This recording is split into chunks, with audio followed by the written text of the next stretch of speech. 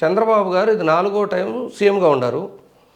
తన హయాంలో స్టార్ట్ అయ్యి తన హయాంలోనే ముగించింది. అంటే నేను అనేది 10 ప్రాజెక్ట్ ఒక సీఎం అయ్యి 5 ఏళ్ళు టర్మ్ ఉండేది కదా, మళ్ళీ ఎలక్షన్ రావడానికి. ఈ 5 ఏళ్లలో ఒక ప్రాజెక్ట్ స్టార్ట్ అయ్యి కంప్లీట్ అయింది. ఒక్కటి చెప్పానంటే ఒక్కటే, నేను రెండోది అడగనిక.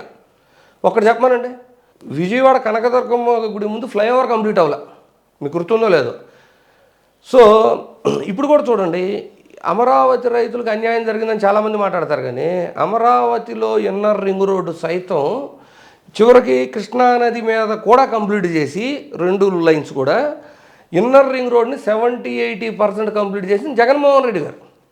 ఇప్పుడు అవుటర్ రింగ్ రోడ్ వీళ్ళు వచ్చి 18 నెలలు అవుతుంది. ఇప్పుడు లాస్ట్ మంత్ ఒక స్టేట్మెంట్ ఇచ్చారు, ఏమని, నేషనల్ హైవేస్ వాళ్ళు దీని మీద ఒక ప్రతిపాదన వచ్చి వాళ్ళు ఎంత అంటే వాళ్ళ యొక్క బడ్జెట్లు ఇవన్నీ మనకి తెలపడానికి 1 year టైం అడిగారు అన్నారు. అంటే ఎంత అయిపోయింది చెప్పండి, 2.5 సంవత్సరాలు దాటిది.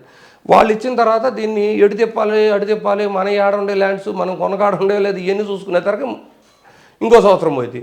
కరెక్ట్గా ఎలక్షన్స్ ఇంకో సంవత్సరం ఉందన్నప్పుడు ఏం చేస్తారంటే దీన్ని ఒకటి మ్యాప్ ఫైనలైజ్ చేసి దాన్ని గెజిట్ చేసేసి దాన్ని పబ్లిష్ చేస్తారు. ఇక రైతుల దగ్గర పూలింగ్ జరగదు, అదేం కంప్లీట్ అవ్వదు. మళ్ళీ ప్రభుత్వం మారి ఇంకొక నాయకుడు వస్తే, ఇంకో ప్రభుత్వం వస్తే కట్టాల్సిందే, కానీ ఈయన దాని జోలికేం బారు.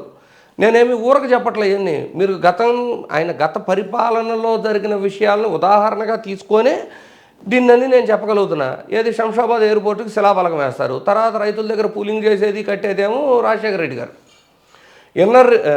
ఔటర్ రింగ్ రోడ్డుకి శంకుస్థాపన చేసేస్తారు, తర్వాత రైతులు పూలింగ్ చేసి తర్వాత అది కంప్లీట్ స్టార్ట్ చేసి కట్టేదేమో రాజశేఖర రెడ్డి గారు.